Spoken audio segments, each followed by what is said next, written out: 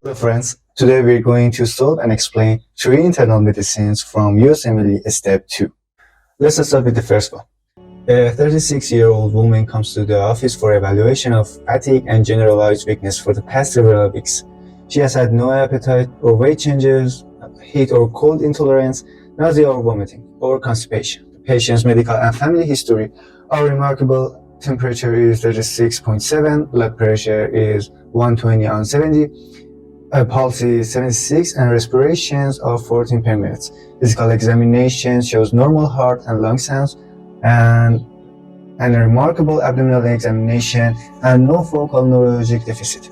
Laboratory results are as follows. Hematocrit 43, calcium 7.8, which is low, magnesium 1.7, creatine 0.9, albumin 4, and parathyroid hormone 110. Which of the following is the best next step in management of this patient? So first, let's see what do we have here. The chief complaint is fatigue and generalized weakness, which is the main reason the patient came to the clinic.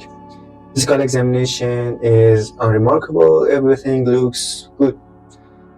But the lab results, we see hypocalcemia, which likely explains the fatigue.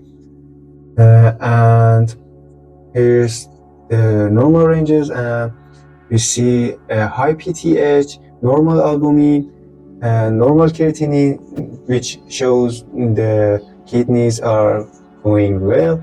Magnesium is normal, and hematocrit is normal, and calcium is low. Let's take a look at the question. What is the best next step? According to the algorithm I made for hypercalcemia, which I explain it in a separate video, and so don't forget to subscribe and turn on the notification. First, we confirm hypocalcemia. Repeat the test, correct calcium for albumin, check magnesium level, and review the medication history or a recent blood transfusion. In this case, we have true hypocalcemia, and albumin and magnesium are normal, and there's no relevant medication. The next step is check PTH, part hormone. If it's low or normal, it suggests an issue with PTH secretion. But if elevated, which it is now, then it says secondary response to low calcium level. Possible causes for this include active vitamin D deficiency, chronic kidney disease, pseudohypoparathyroidism, and others. We'll dive deeper into these conditions in future videos, so make sure to subscribe and turn on the notification again. So the answer is option E. Moving on to the second question. A 42-year-old woman comes to the emergency department due to 2 syncopal episodes in the last 3 days. The patient was well until approximately a month ago, when she began to feel increasingly fatigued and weak. For the past 2 weeks, she has had anorexia, nausea, and abdominal pain. The patient's medical history is remarkable, and she takes no medication. She drinks wine only on social occasions and does not use tobacco or illicit drugs. Temperature is 36.7, blood pressure is 86/52. It's low. Pulse is 19 per minute, and respirations are 18 per minute. Cardiopulmonary examination is normal. The abdomen is mildly tender with otherwise normal findings. The skin shows hyperpigmentation and in the palmar creases. The patient presents with syncope, GI symptoms, and fatigue. These aren't very specific initially, but we also see hypertension and hyperpigmentation. That's the key. What condition causes electrolyte disorder and hyperpigmentation and low blood pressure? Let's see. Let me show you this diagram from Harrison.